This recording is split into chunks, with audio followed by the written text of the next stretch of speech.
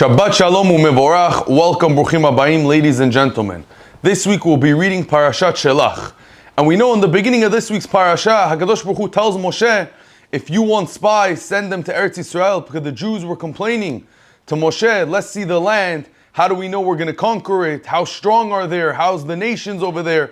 So Moshe took one from each shevet, 12 spies, to go check out Eretz Yisrael. And we know when the spies came back, the Meraglim came back from spying, first they said a little good, but then they said a lot of Lashon Hara, and they scared the Jews from going into Eretz Yisrael. But it says in the Pasuk, Vanehi, this is what the Meraglim said, Vanehi be'enenu kachagavim, we felt like grasshoppers, because they were saying these people in the land were so big, they were giants, we felt like grasshoppers, vechen hainu be'enehem, and so too, we were like grasshoppers to them.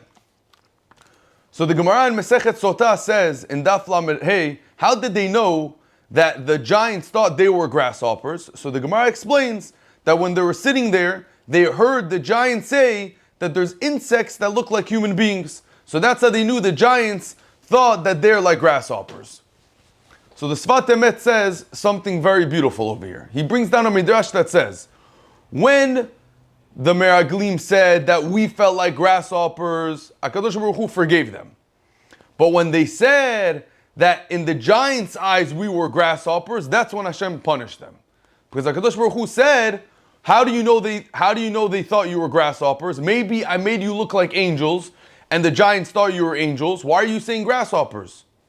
So the Sfat Emet asks, but what do you mean? It says in the Gemara, they knew exactly that they were called grasshoppers because they heard themselves that the giant said that these people, there's insects in the ground that look like human beings.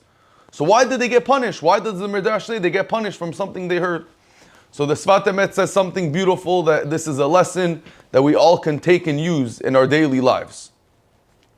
The Sfat Emet explains that however you perceive yourself, that's how other people perceive you. If someone walks around thinking he's a loser, he's a nobody, he's someone that's unaccomplished, and he's not a good person, and he's sad, so everyone around you is going to look at you the same way, and they're going to think that you're a loser, they are unaccomplished, they are unhappy. But if you walk around knowing what's your worth, and if you walk around knowing that whether it's because you're a Jew, or you have a family, or you're successful, or you learn Torah, you do mitzvot, if you walk around proud with whatever you have, so too everyone around you will look at you the same way. The reason why the Meraglim got punished was because they thought of themselves of grasshoppers. And that's why they heard the giants say, hey, look, there's insects that look like human beings. Because that's what they thought of themselves, Rabotai. And that's what they heard. And that was their punishment. There's a story of an Avrech, someone who sat and learned Torah in Eretz Yisrael. And he didn't have a good life. He was always sad and he used to complain that wherever I go, no one talks to me. In the Kolel, in the Bet Midrash, no one looks at me. No one says hi to me. No one asks me questions. When I go on the street, no one looks at me. No kids ask me to cross the street.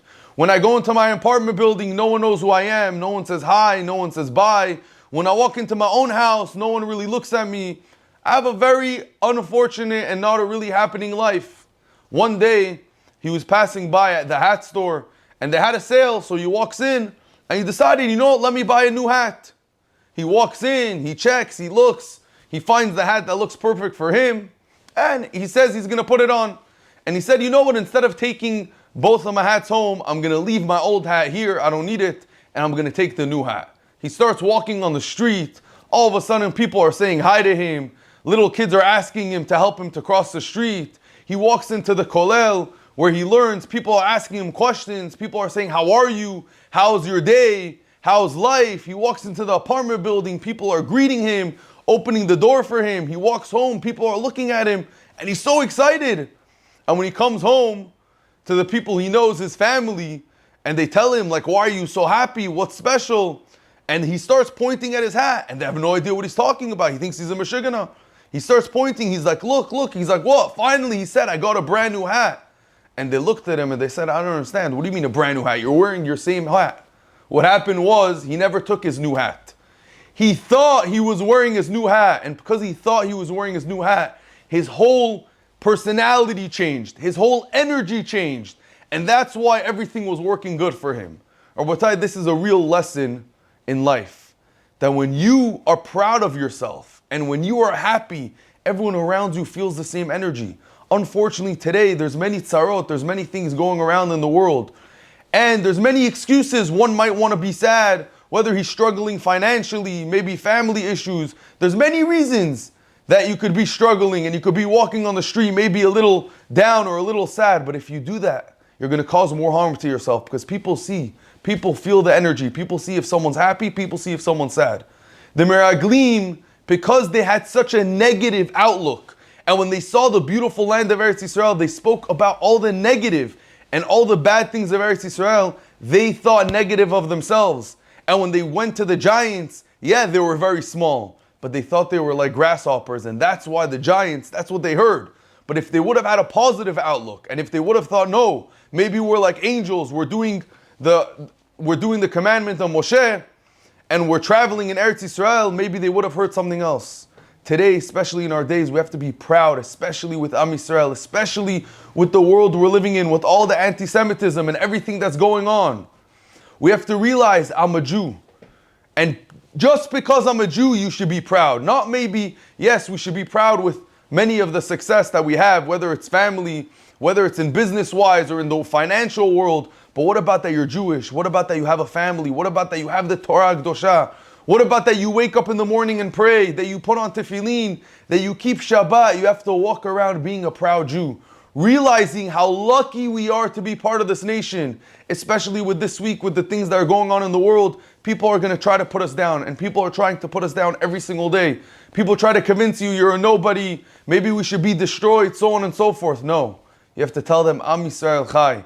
You have to realize what are you worth. When we learn Torah, Rabotai, even if it's a few minutes a day, we have to realize how powerful that is. We spoke about this.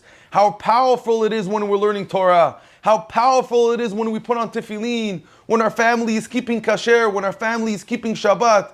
And we have to take this and walk around strong. And everyone's going to see, if you walk around being a proud Jew, being a proud religious Jew, everyone's going to look up to you too. No one's going to look down at you. No one's going to hate you for your proudness. And Be'ezrat Hashem, if we do this, and if we realize how proud we need to be, that we realize that we have a Father in Shamayim taking care of us every single day, we'll see the Geulah very soon. Shabbat Shalom u'mevorach.